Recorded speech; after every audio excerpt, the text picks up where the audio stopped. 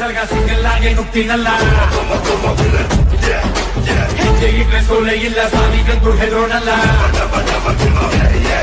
ಇಲ್ಲಿ ಕೇಳಿನು ರೌಡಿನು ಬಿಲ್ಲನ್ನು ನಾನೇ ಕಣೋ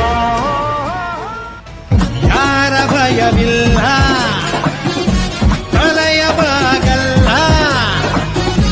ಹಿಂದೆ ಹೊಡೆಯಲ್ಲ ಸಾವಿಗೆದರಲ್ಲ ಎದೆ ಬಗೆದು ಅಗೆದು ಅಡಿಗಿಟ್ಟರೀಗ ಕತ್ತಲೆಯ ಲೋಕದೊಳಗೆ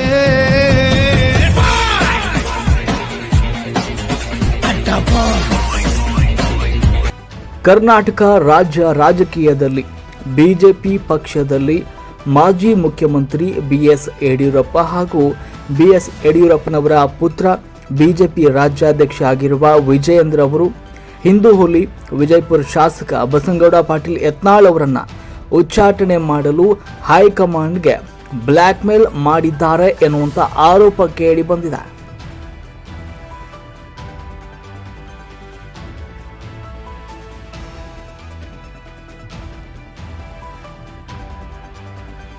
ಯಾವನ್ಗೋ ನಮ್ಮ ಅಣ್ಣ ನಮ್ಮ ಬಾಸು ಅಂತ ಬಕೆಟ್ ಇಟ್ಕೊಂಡು ಬದುಕೋ ಜಾಯಮಾನ ನಂದಲ್ಲ. ಅವನ ಅಕ್ಕನು ಒಬ್ನೇ 3 ದಿನ ಬದುಕಿದ್ರು ದಿಲ್ದಾರಾಗೆ ಬದುಕೋದು. ಬರೋದಿಲ್ಲ ಇವನು ಕಾಳಗಕ್ಕೆ ನಿಂತರೆ ಒಟ್ಟಿ ಸಲಗ ನೋಡು. ಈ ಸೀಮೆಗೆ ಶಿವ ನೀಡಿದ ವರವೋ ಈ ಊರಿಗೆ ಇವ.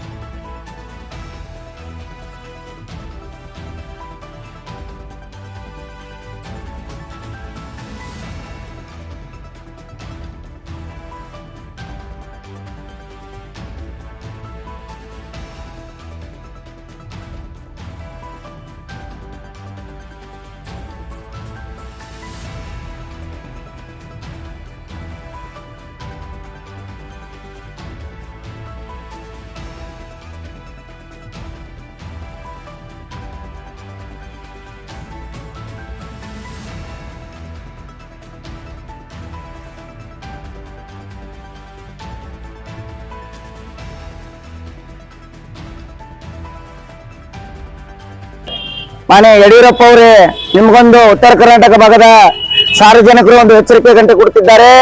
ಏನಂದ್ರೆ, ನೀವು ಕೆಜಿಪಿ ಪಕ್ಷವನ್ನು ಕೊಟ್ಟ ಸಮಯದಲ್ಲಿ ಸ್ಟೇಟ್ ಕಮಿಟಿ ಶೆಡ್ ಹೊಡೆದನ್ನು ಪಕ್ಷವನ್ನು ಕಟ್ಟಿಕೊಂಡು ಹೊರಗೆ ಬಿಡ್ತಿದ್ರಿ. ಆ ಸಮಯದಲ್ಲಿ ಅವಾಗ ಮುಖಭಂಗ ಆಗೋದು ಎಚ್ಚರಿಕೆ ಇದೆಯೋ ಇಲ್ಲವೋ ನಮ್ಗೆ ಗೊತ್ತಿಲ್ಲ. ಇನ್ನು ಮತ್ತೊಮ್ಮೆ ಗುರು ಮಾಡಿಕೊಂಡ್ರು ಇದೇ ಬಿಜೆಪಿ ಪಕ್ಷದವರು, ಅದು ಕೂಡ ಗೊತ್ತಿಲ್ಲ. ನಿಮ್ಮ ಮೇಲೆ ಸಾಕಷ್ಟು ರಾಜ್ಯದಲ್ಲಿ ಕೆಲವು ಆರೋಪಗಳು ಇದ್ದಾವೆ. ಅದೇ ರೀತಿ ನಿಮ್ಮ ಯುಗೇಂದ್ರ ಚಿರಂಜೀವಿ ಅವರ ಮೇಲೆ ಕೂಡ ಆರೋಪ ಇದ್ದಾವೆ. ಇದೇ ರಮೇಶ್ ಜಾರಕಿಹೊಳಿ ಅವರು ಕಾಂಗ್ರೆಸ್ ಸರ್ಕಾರ ಇದ್ದ ಸಮಯದಲ್ಲಿ ನೀವು ಮುಖ್ಯಮಂತ್ರಿ ಆಗ್ಬೇಕಾದ್ರೆ ರಮೇಶ್ ಜಾರಕಿಹೊಳಿ ಕೂಡ ಕಾರಣ. ಇವತ್ತು ರಾಜ್ಯದಲ್ಲಿ ಮತ್ತೊಮ್ಮೆ ಮುಖ್ಯಮಂತ್ರಿ ಆಗ್ಬೇಕಾದ್ರೆ ಜಾರಕಿಹೊಳಿ ಅವರು ಕಾರಣ. ಅದು ನಿಮ್ಗೆ ಎಚ್ಚರಿಕೆ ಗಂಟೆ. ಅದೇ ರೀತಿ ನಮ್ಮ ಹಿಂದೂ ಹುಲಿಯಾದ ಯತ್ನಾಳ್ ಅವರು ಏನು ನೀವು ತೆಗೆದು ಹಾಕಿದ್ರಿ ಅಲ್ವಾ, ಇದನ್ನು ನೀವು ಬರು ಮಾಡ್ಕೊಳ್ಳಿಲ್ಲ ಅಂದ್ರೆ ನಿಮಗೆ ಒಂದು ಎಚ್ಚರಿಕೆ. ಮತ್ತೊಂದು ಗಂಟೆ, ಈ ಸಮಯದಲ್ಲಿ ಬಿಜೆಪಿ ಶಾಸಕರು 60 ಸೆನೆಕ್ಟ್ ಇದ್ದಾವೆ. ಬರುವ ಸಮಯದಲ್ಲಿ ಕೂಡ ಇದೇ ರೀತಿ ಯತ್ನಾಳದಿಂದ ನೀವೆಲ್ಲಾದ್ರೆ ಹೊರಗೆ ಹಾಕಿದ್ರಲ್ವಾ, ಈ ಸಮಯದಲ್ಲಿ ಬರುವ ಚುನಾವಣೆಯಲ್ಲಿ 20 ಕೂಡ ಬಿಜೆಪಿ ರಾಜ್ಯದಲ್ಲಿ ಬರೋದಿಲ್ಲ ಅನ್ನುವಂತ ಸಾರ್ವಜನಿಕರು ಮಾತಾಡ್ತಿದ್ದಾರೆ. ಅದೇ ರೀತಿ ವಿಜೇಂದ್ರ ಅವರೇ, ನಿಮ್ಗೊಂದು ಎಚ್ಚರಿಕೆ ಗಂಟೆ. ರಮೇಶ್ ಜಾರಕಿಹೊಳಿ ಅವರನ್ನು ಅಟ್ಟು ಹಗರವಾಗಿ ತಿಳಿಬೇಡಿ. ಅವರು ಸೀನಿಯರ್ ಶಾಸಕರು, ಬಹುಕಾಲದಿಂದ ಶಾಸಕರು. ಅವರು ಸಾಕಷ್ಟು ಬಾರಿ ಎಲ್ಲಿ ನಿಂತರೂ ಕೂಡ ಹುಲಿನೇ ಇದೆ. ಅದಕ್ಕೆ ರಮೇಶ್ ಜಾರಕಿಹೊಳಿ ಎಂದಿದ್ದಾರೆ, ನಿಮ್ಮ ತಂದೆ ಮುಖ್ಯಮಂತ್ರಿ ಆಗ್ಬೇಕಾದ್ರೆ ರಮೇಶ್ ಜಾರಕಿಹೊಳಿ ಅವರು ಅದು ಎಚ್ಚರಿಕೆ ಗಂಟೆ ಮೊದಲು ಅದನ್ನು ತಿಳ್ಕೊಳ್ಳಿ. ಇನ್ನು ಮುಂದೆ ಬರುವ ಸಮಯದಲ್ಲಿ ಮತ್ತೊಂದು ಎಚ್ಚರಿಕೆ ಸಾರ್ವಜನಿಕರು ಕೊಡ್ತಿದ್ದಾರೆ. ಬರುವ ಚುನಾವಣೆಯಲ್ಲಿ ಎಲ್ಲಾದರೂ ನೀವು ಅಟ್ಟು ಹಗರಾಗಿ ಉತ್ತರ ಕರ್ನಾಟಕ ಭಾಗದ ರಮೇಶ್ ಜಾರಕಿಹೊಳಿ ಅವ್ರಿಗೆ ಮತ್ತು ಉತ್ತರ ಕರ್ನಾಟಕದ ರಾಜಾ ಹುಲಿಯಾದಂತ ನಮ್ಮ ಯತ್ನಾಳ್ ಅವ್ರಿಗೆ ಏನಾದ್ರೂ ನೀವು ಬರುದು ಮಾಡ್ಕೊಳ್ಳಿಲ್ಲ ಅಂದ್ರೆ ಬರುವ ಸಮಯದಲ್ಲಿ ನಿಮಗೂ 20 ಸೀಟ್ ಕೂಡ ಬರೋದಿಲ್ಲ ಅಂತ ಹಿಂದೂ ಹುಲಿ ಕೂಡ ಮಾತನಾಡ್ತಿದೆ. ಅದೇ ರೀತಿ ಸಿಂಹಾದ್ರ ಸಿಂಹ ನಮ್ಮ ರಮೇಶ್ ಜಾರಕಿಹೊಳಿ ಅವರು ಎಚ್ಚರಿಕೆ ಗಂಟೆ ಕೊಟ್ಟಿದ್ದಾರೆ. ನೀವು ಇದ್ದಲ್ಲಿ ಬಂದು ನಾನು ಚುನಾವಣೆ ಮಾಡ್ತೀನಿ ಅಂತ ಕೂಡ ನಿಮ್ಗೆ ಎಚ್ಚರಿಕೆ ಗಂಟೆ ಕೊಟ್ಟಿದ್ದಾರೆ. ವಿಜೇಂದ್ರ ಅವರೇ, ನೀವಿನ್ನ ಚಿಕ್ಕವರು, ನಿಮ್ಮ ತಂದೆಯವರಿಗೆ ಎಂದು ಕೂಡ ಅವರು ಮಾತನಾಡಿಲ್ಲ. ಆದ್ರೆ ನಿಮ್ಮ ತಂದೆ ಮುಖ್ಯಮಂತ್ರಿ ಆಗ್ಬೇಕಾದ್ರೆ, ರಾಜ್ಯದಲ್ಲಿ ಸರ್ಕಾರ ಆಗ್ಬೇಕಾದ್ರೆ ಅದು ರಮೇಶ್ ಜಾರಕಿಹೊಳಿ ಅವರು. ಇದನ್ನ ಉತ್ತರ ಕರ್ನಾಟಕ ಸಾರ್ವಜನಿಕರು ಮಾತನಾಡ್ತಿದ್ದಾರೆ. ಅದನ್ನು ನೆನಪಿಟ್ಕೊಂಡು ಮುಂದೆ ಏನು ಹೆಜ್ಜೆ ಇಡಿರಿ. ನಾವು ಕೇಂದ್ರ ಸರ್ಕಾರಕ್ಕೆ ಕೂಡ ಒಂದು ಎಚ್ಚರಿಕೆ ಗಂಟೆ ಕೊಡ್ತಿದ್ದಾರೆ. ಮೋದಿ ಅವ್ರಿಗೆ ಮತ್ತು ಅಮಿತ್ ಶಾ ಅವ್ರಿಗೆ ಉತ್ತರ ಕರ್ನಾಟಕ ಭಾಗದಲ್ಲಿ ಬರುವ ಚುನಾವಣೆಯಲ್ಲಿ ನಿಮ್ಮಲ್ಲಿ 15 ಸೀಟ್ ಕೂಡ ಬರುವುದಿಲ್ಲ ಅಂತ ಎಚ್ಚರಿಕೆ ಗಂಟೆ ಕೊಡ್ತಿದ್ದಾರೆ. ಬೇಗನೆ ನೀವು ಜಾಗೃತಾಗಿ ನೀವು ನಮ್ಮ ಹಿಂದೂ ಹುಲಿಯನ್ನ ಮತ್ತೊಮ್ಮೆ ಅತಿ ಉದ್ಯಮದಿಂದ ಬರು ಮಾಡ್ಕೊಂಡು ಮಾಡಿದ್ರೆ ರಾಜ್ಯದಲ್ಲಿ ಬಿಜೆಪಿ ಬರುವುದು, ಸರ್ಕಾರ ಆಗುದು ಖಚಿತ.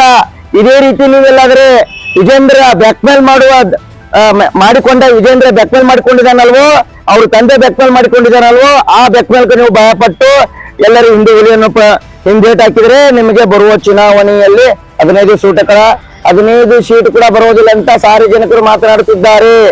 ನಾವು ಮಾತನಾಡುವ 18 ನ್ಯೂಸ್ ಕನ್ನಡ ಮಹೇಂದ್ರ ಎನ್ ರಾಜೇಂದ್ರ ನಿಮ್ಮ ಧ್ವನಿ.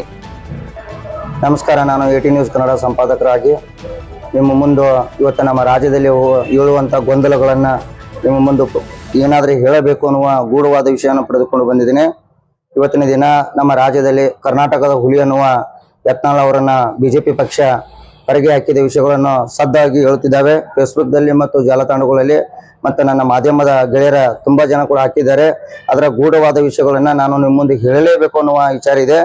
ಗೂಢವಾದ ವಿಷಯ ಏನಂದ್ರಪ್ಪ ಅಂತಂದ್ರೆ, ರಾಜ್ಯದ ಮಾಜಿ ಮುಖ್ಯಮಂತ್ರಿ ಆದಂತ ಯಡಿಯೂರಪ್ಪ ಅವರು ಮತ್ತು ಡಿಸೆಂಟ್ ಇದ್ದಂತ ವಿಜೇಂದ್ರ ರಾಜ್ಯಾಧ್ಯಕ್ಷರವರು ಅಮಿತ್ ಶಾ ಅವರು ಈಗಾಗಲೇ ಯತ್ನಾಳ್ ಟೀಮ್ ಕೂಡ ಕರೆದುಕೊಂಡಿದ್ರು ಒಂದು ಬಾರಿ ದಿಲ್ಲಿಗೆ, ಹಾಗೆ ಮತ್ತು ಯಡಿಯೂರಪ್ಪನು ಕೂಡ ಕರೆದುಕೊಂಡಿದ್ರು, ಮತ್ತು ಅದೇ ರೀತಿ ವಿಜೇಂದ್ರ ಕೂಡ ಕರೆದುಕೊಂಡಿದ್ರು.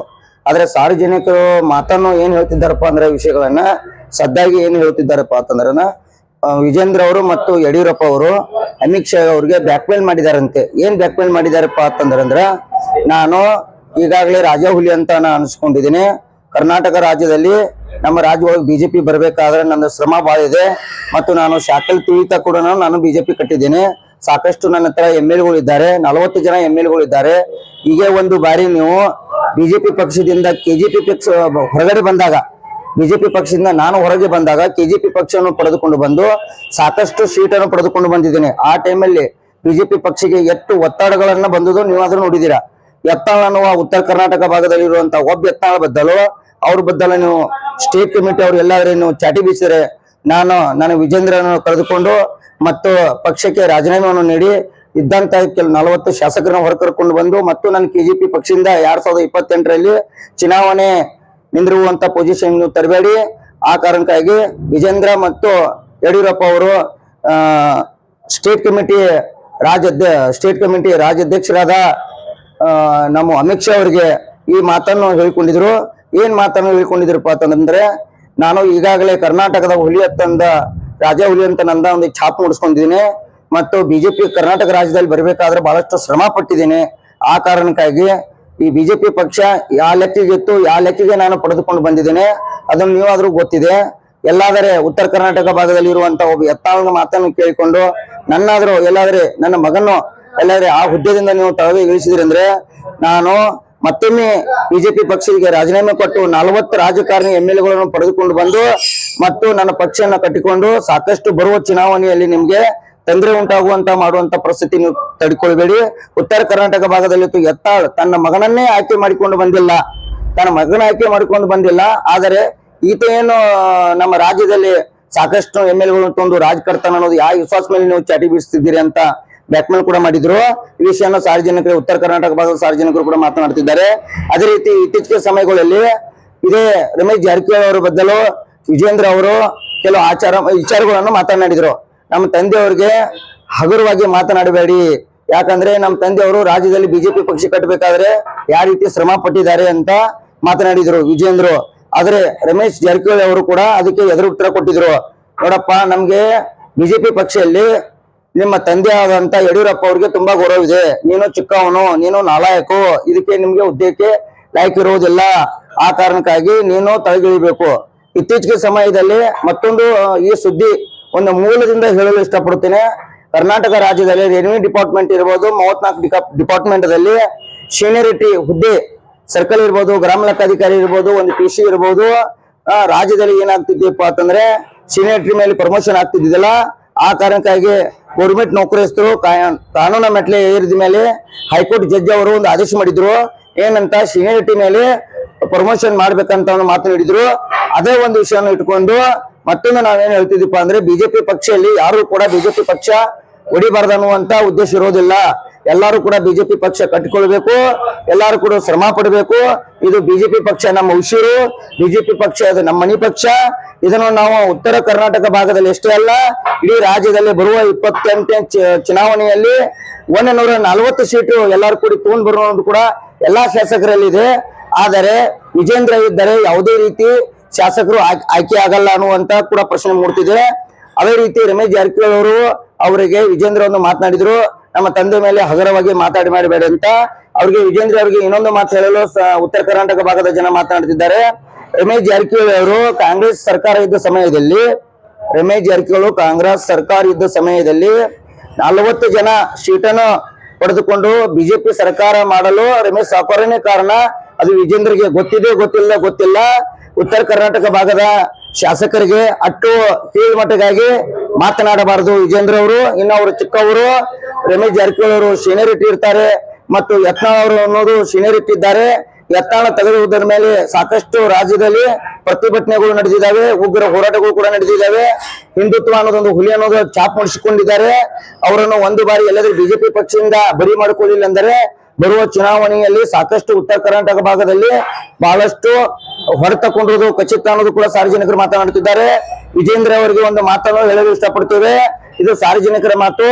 ನಿಮ್ಮ ಬಿಜೆಪಿ ಸರ್ಕಾರದಲ್ಲಿ ಕಾಂಗ್ರೆಸ್ ಸರ್ಕಾರ ಇದ್ದಂತ ರಮೇಶ್ ಜಾರಕಿಹೊಳಿ ಅವರು ಬಿಜೆಪಿ ಸರ್ಕಾರ ಆಗ್ಬೇಕಾದ್ರೆ, ಮತ್ತೊಮ್ಮೆ ಬಾರಿ ಯಡಿಯೂರಪ್ಪ ಅವರು ಮುಖ್ಯಮಂತ್ರಿ ಆಗ್ಬೇಕಾದ್ರೆ ಮೂಲ ಕಾರಣ ರಮೇಶ್ ಜಾರಕಿಹೊಳಿ ಅವರು ಅನ್ನೋದು ಎಚ್ಚರಿಕೆ ಗಂಟೆ ಅವ್ರಿಗೆ ಗೊತ್ತಿಲ್ಲ. ವಿಜಯ್ ಅವರು ಇನ್ನು ಮುಂದೆ ಯಾವತ್ತೂ ಎಲ್ಲಾರು ಶಾಸಕರನ್ನು ಬರವನ್ನು ಮಾಡಿಕೊಂಡು ಇನ್ನು ಮುಂದೆ ಪಕ್ಷ ಹೇಗೆ ರೀತಿ ಕಟ್ಟಿಕೊಳ್ಬೇಕು ಅನ್ನೋದು ಎಚ್ಚರಿಕೆ ಗಂಟೆಯನ್ನು ಕೊಟ್ಟಿದ್ದಾರೆ ಜಾರಕಿಹೊಳಿ ಅವರು ಕೂಡ.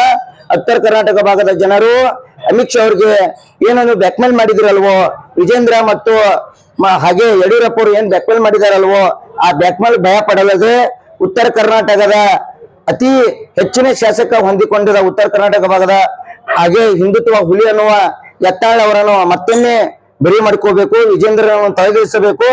ಎಲ್ಲರೂ ಶಾಸಕರು ಕೂಡಿಕೊಂಡು ಬರುವ ಚುನಾವಣೆ 2028ರಲ್ಲಿ 140 ಸೀಟನ್ನು ಪಡೆದುಕೊಂಡು ಬರಬೇಕನ್ನುವ ಸಾರ್ವಜನಿಕರ ಮಾತಾಗಿದೆ. ವಿಶೇಷವಾದ ಸ್ಟೋರಿ ಇರುತ್ತದೆ. ನಿಮ್ಮ ಮಹೇಂದ್ರ ಎನ್ ರಾಜಂಗಳಿ, 18 ನ್ಯೂಸ್ ಕನ್ನಡ. ನಿಮಗೆ ಕರ್ನಾಟಕ ದನಿದಿಂದ ನಮಸ್ಕಾರ.